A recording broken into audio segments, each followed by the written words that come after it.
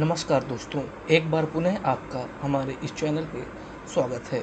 जैसा कि आपको टाइटल से ही पता चल गया होगा कि आज हम किस विषय पर पढ़ने वाले हैं। जी हाँ, आज हम सूफीवाद के बारे में पढ़ने वाले हैं, जिसे तसव्वुफ़ भी कहते हैं। इस टॉपिक में हम क्या पढ़ेंगे? सूफीवाद से पहले इस्लाम धर्म के बारे में कुछ तथ्य जान लेंगे। रूढ़िवादी इस्लाम और उदारवादी इस्लाम, सूफीवाद का अर्थ, सूफीवाद के सिलसिले, सूफी मत का भारत आगमन और प्रमुख सिलसिले। तो दोस्तों, जैसा कि आपको पता ही है कि भारत में भक्ति आंदोलन लगभग 8वीं-7वीं शताब्दी से और 15वीं-16वीं शताब्दी तक चलता रहा और इसी दौरान भारत में लगभग 13वीं से 14वीं शताब्दी से 11वीं से समानांतर जगहों पर सूफीवाद भी अपना प्रसार करता रहा। तो इसके बारे में हम जानते हैं। सबसे पहले सूफीवाद से पहले इस्लाम के बारे में कुछ जान लेते हैं, फैक्ट जान लेते हैं, तो आपको इससे सूफीवाद को समझने में आसानी होगी। आप जान जाएंगे कि इस्लाम में आखिर है क्या, थोड़ा सा उसकी क्या है नॉलेज, उसके शिक्षाओं के बारे में, और सूफीवाद कैसे निकला, उससे किस प्रकार से जो मूल इस्लाम था उससे उससे किस प्रकार से ये भिन्न है। तो चलिए, पहला जो हमारा बिंदु है, सूफीवाद से पहले इस्लाम धर्म के बारे में कुछ तथ्य जानते हैं। दोस्तों, अभी तक हमने देखा कि हिंदू धर्म में वेद, वेदांत, पुराण आदि की व्याख्या संतों ने अपने अपने ज्ञान के आधार पर की, अपने दर्शन दिए, अपने विचार दिए। ठीक उसी प्रकार इस्लाम धर्म के अंदर कई धार्मिक और आध्यात्मिक आंदोलनों का उदय हुआ। ये सभी आंदोलन कुरान की व्याख्या पर आधारित थे। हमें पता है कि इस्लाम में मुख्यतः दो संप्रदाय हैं। हमें पता है कि इस्लाम में मुख्यतः दो संप्रदाय हैं, जिनमें से एक है शिया और दूसरा है सुन्नी। शिया संप्रदाय और सुन्नी संप्रदाय। सुन्नी जो होते हैं, इनके मानने वाले कुरान और हदीस। हदीस क्या होता है? हजरत मोहम्मद साहब के कार्य और कथन जो होते हैं उसे हदीस कहते हैं, पर आधारित होते हैं। ठीक है। इसी विचारधारा को, सुन्नी की जो विचारधारा थी, इसको पूर्वी तुर्कों ने अपनाया। ठीक, पूर्वी तुर्कों ने अपनाया और यही तुर्क जब भारत आए तो इसे पता चल जाता है कि हमें भारत में प्रवेश करने वाले तुर्क अधिकांशतः किस संप्रदाय से संबंधित थे। इन्हीं इस्लाम में एक शब्द होता है उलेमा। उलेमा और सूफ़ी दोनों ही विद्वान शब्द हैं, विद्वान को कहते हैं। उलेमा भी विद्वान है, सूफ़ी भी विद्वान है। तो एक मेजर डिफरेंस जान लेते हैं कि उलेमा क्या था, जिससे आप कंफ्यूज नहीं होंगे। कि अब अगर आपसे पूछे कि सूफ़ी भी तो ज्ञानी थे, उलेमा भी ज्ञानी थे, तो दोनों में बताइए अंतर क्या है। तो हम जानने की कोशिश करते हैं उलेमा क्या है। उलेमा को, जैसे आपको पता है, इसको कहते हैं, उलेमा का अर्थ होता है इस्लाम का ज्ञाता, और उर्दू या में, इसमें अरबी में आप जानते हैं इल्म जिसे कहते हैं, इल्म का अर्थ ही होता है विद्या, ज्ञान। तो जो इस्लाम का ज्ञाता होता है उसे उलेमा कहते हैं। उसके पास शरीयत, हदीस का ज्ञान होता है। इसे कुरान के ज्ञान में निपुण माना जाता है और ये इस्लाम में कई पदों के रूप में जाने जाते हैं, जैसे कि मुफ्ती, जिसे कानूनी वकील, न्यायाधीश, काजी, धर्म विज्ञानी, जैसे ऐसे होते हैं। तो ये इन्हें उलेमा कहते थे। उलेमा क्या करते थे? ये कुरान के आधार पर चलते थे। जो कुरान में दिया गया है उसी के आधार पर ये चलते थे। दूसरा है कि हमें ये भी जानते हैं कि अब हम बात करते हैं सूफ़ी के बारे में, थोड़ा जान लेते हैं। सूफ़ी के क्या होता है हमें पता है। अब उलेमा चल गया, तो अब भाई एक प्रकार का विद्वान मौजूद है उलेमा नाम का, तो दूसरे प्रकार के ये जो विद्वान क्यों आए, कैसे आए, क्या कारण हो सकते हैं। तो हम जानते हैं कि शरीयत में कुरान की रूढ़िवादी यानी कंजर्वेटिव व्याख्या की गई है। ठीक है। जबकि सूफीवाद में कुरान की उदार व्याख्या की गई है, मतलब कि सॉफ्ट कॉर्नर अपनाया गया है।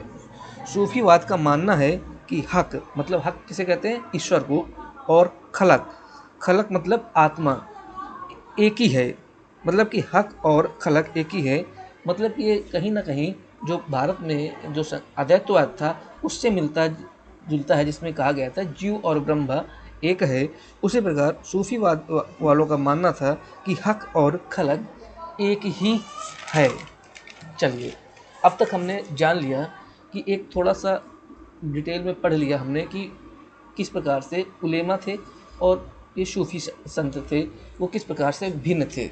ज्ञान दोनों को था, लेकिन किस प्रकार से दोनों ये अलग अलग थे। अब बात करते हैं कि ये जो सूफी शब्द हमने अभी तक इतनी बार प्रयोग किया, ये है क्या। तो दोस्तों, इसके बारे में कई कई बार कई स्टेटमेंट है, मतलब कि कई चीज़ें पता चलती हैं। तो उनमें से एक सूफी शब्द के बारे में कहा जाता है कि अरबी शब्द सफ़ा, सफ़ा से उत्पन्न हुआ है, जिसका मतलब होता है पवित्रता। मतलब कि पवित्रता इसका मतलब होता है। आरंभ में जो लोग सफ़ मतलब अर्थात भेड़ों के ऊन के जो कपड़े पहनते थे या कंबल धारण करते थे, उन्हें सूफ़ी कहते थे। ठीक है, कोई लोग सूफ़ी से कहते थे कि सूफ़ी तब के ज़माने में चल रहा है। तीसरा, कुछ इतिहासकार यह भी मानते हैं कि पैगंबर मोहम्मद साहब के जो सहयोगी थे, उनमें कुछ लोग संसारिक जीव का परित्याग कर सूफ नामक गुफा में जाकर ईश्वर की तपस्या में लीन हो गए और इन्हें सूफ़ी कहा गया। ठीक है, ये थे सूफ़ी। इसमें मैंने स्लाइड में भी देखा, आपको दिख रहा होगा, इन्हीं पॉइंटों को मैंने लिख रखा है। अरबी भाषा के शब्द सफ़ा से उत्पन्न हुआ और ये सूफ़ी मत इस्लाम की उदार व्याख्या करता है। तो आप इसे पॉज करके भी पढ़ सकते हैं, जो मैं बता रहा हूँ वही है इसमें। इसके बाद अब हम जानते हैं कि अब पढ़ते हैं कि सूफ़ी मत क्या भारत में विकसित हुआ, क्या ये मतलब कि जो ये या पहले से ही भारत में पुनः विकसित होकर भारत में प्रवेश किया। तो हम ये जानने की कोशिश करते हैं। तो देखिए, सूफी मत का विकास भारत में आने से पहले हो चुका था। भारत में आने से पूर्व ही सूफीवाद ने एक निश्चित रूप ले लिया था। मौलिक एवं नैतिक सिद्धांत, शिक्षण एवं आदेश प्रणाली, उपवास, प्रार्थना एवं खान में उपवास, प्रार्थना एवं खानकाह में परंपरा पहले से ही विकसित हो चुकी थी और यह लगभग 7वीं-8वीं शताब्दी में चल रहा था। भारत में यह आगमन इसका लगभग 11वीं से 12वीं शताब्दी में माना जाता है। 11वीं शताब्दी में भारत में माना जाता है। और इसके जो श्रेष्ठ सूफियों में से थे, उन्हें अल दुजवाही कहते हैं।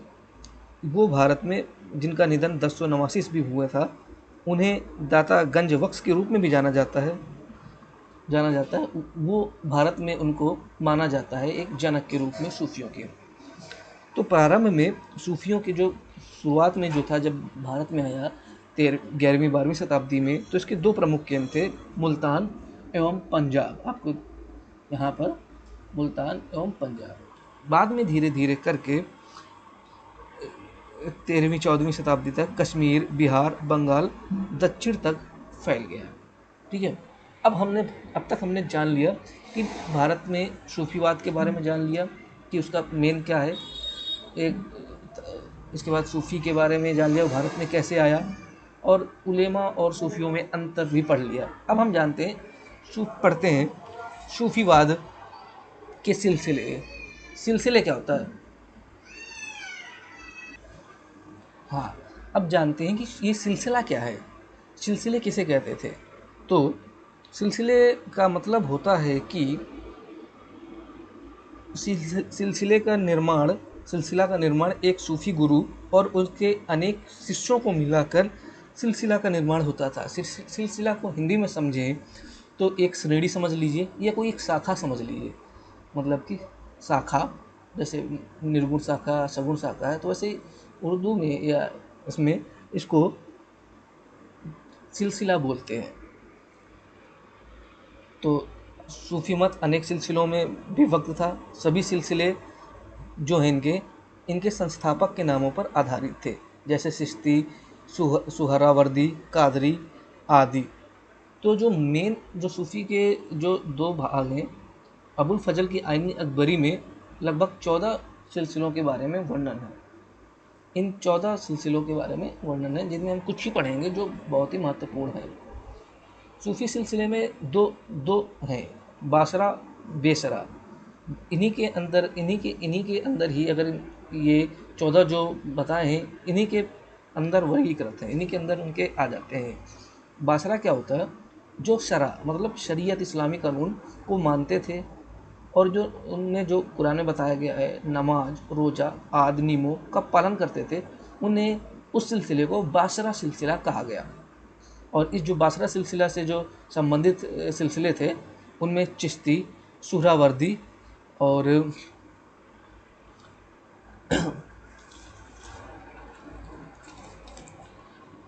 फिरदौसी, कादरी, ये आदि इससे संबंधित थे। दूसरा एक था बेशरा। बेशरा जो था, ये शरीयत के नियमों को नहीं मानता था, ये शरीयत के नियमों को नहीं मानता था। इसके जो प्रमुख सूफी थे वो कलंदर, फिरदौसी इत्यादि इसके जो प्रमुख थे। अब क्या जानते हैं, ये थे जो ये हो गए आपके दो सिलसिले। अब थोड़ा सा इस वीडियो में हम जान लेते हैं चिश्ती, सुहरावर्दी, कादरी और सत्तारी सिलसिलों में।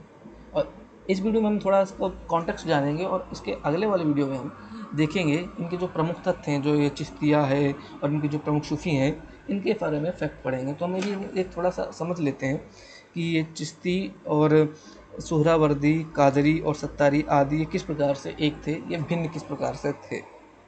तो चिश्ती, जो सुहरावर्दी, कादरी और सत्तारी जो थे, ये के जो सिलसिले थे, ये चिश्ती मतलब समा में विश्वास करते थे। समा का मतलब होता है संगीत, संगीत, गीत। ये कहते हैं कि गीत और संगीत आत्मा के उत्थान के लिए उपयोगी है, और शरीयत में इसकी व्यवस्था है, शरीयत में इसकी व्यवस्था है। चारों संगठनों ने, कौन कौन? चिश्ती, सुहरावर्दी, कादरी और सत्तारी ने शरीयत की धार्मिक स्थापना को एक जैसा सम्मान दिया था, किंतु चिश्ती ने शरीयत की उपासना पद्धति में ही व्यक्तिगत और एकांत साधना की रीत चला दी। ये चारों संगठन जो थे, धन संचय तथा दुनियादारी में उलझना नहीं चाहते थे, लेकिन इसमें जो सुहरावर्दी था वो धन संचय और उसके वितरण में बुराई नहीं मानता था। चिश्ती जो थे वो उदारवादी संगठन से संबंधित थे, ये तो पता ही है। तो दोस्तों, आज की वीडियो में हमने क्या पढ़ लिया? जो इससे पहले बताया हमने सूफीवाद के बारे में। सूफीवाद से पहले इस्लाम में क्या था, कैसे भारत आया, भारत में इसको कौन आया, जन्मदाता किसे कहते हैं, सूफी मत के जो सिलसिले हैं किस प्रकार से ये कुरान के रूढ़वादी व्याख्या से भिन्न है, इन चीज़ों के बारे में हमने पढ़ा। जो हम अगला वीडियो में पढ़ेंगे वो हम जो इसके सिलसिले हैं, चिश्ती, सुहरावर्दी, कादरी, सत्तारी, इनके जो सूफ़ी हैं जिन्होंने इनकी स्थापना की, उनसे संबंधित जो परीक्षा उपयोगी प्रमुख तथ्य हैं उनके बारे में पढ़ेंगे। तो आज की वीडियो में सिर्फ इतना ही। बहुत ही जल्दी में, बहुत ही शॉर्ट में इम्पोर्टेंट बातें बताई मैंने आपको। उम्मीद है कि आपको ये समझ में आ गया होगा। फिर भी अगर आपको कोई शब्द जो शब्दावली के हैं किसी भी प्रकार से समझ में नहीं आया, तो उसे आप कमेंट कर कर बता सकते हैं। उसको, उस जो संशय है उसको दूर करने का 100% प्रयास किया जाएगा। ठीक है, अगर वीडियो पसंद आया हो तो उसे लाइक कर देना, सब्सक्राइब कर देना, कमेंट तो अपना ज़रूर ही कर देना, और दोस्तों के साथ इसे साझा ज़रूर करना। तब तक के लिए बाय बाय। मिलते हैं इसके अगले वीडियो में, जिसमें हम चर्चा करेंगे इसके प्रमुख सूफियों के बारे में। ठीक है, धन्यवाद।